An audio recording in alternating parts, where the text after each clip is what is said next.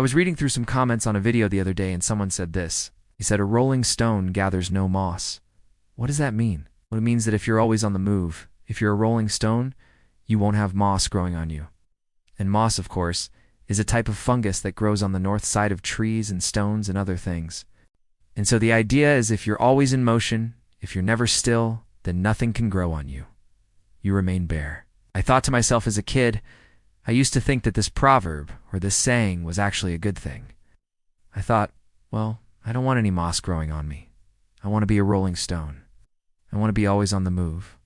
And there was a bit of an arrogant assumption there on my part, which was that I'm better than moss, better than these stones that have moss growing on them. I'm going to be a rolling stone and not have any moss on me. But of course, as I got older, I came to understand that moss isn't bad. In fact, moss is really quite wonderful. It's green and beautiful and soft and a great thing to have growing on stones and on trees. It doesn't choke the tree or the stone. It just sort of grows there. And so I began to think that maybe the problem with the saying, "A rolling stone gathers no moss," is that it assumes that we're better than moss.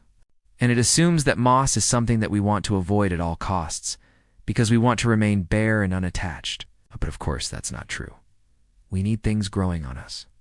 We need relationships. We need people who love us and care about us and are attached to us. Otherwise, we're going to dry out and die.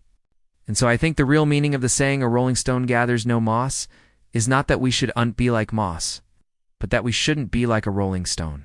Shouldn't be so busy running around and trying to avoid having anything growing on us. But we forget that those things that grow on us, like moss, are actually good, and we need them.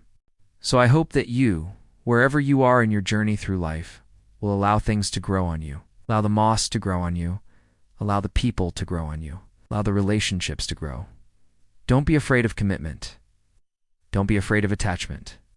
Those are the things that make life worthwhile.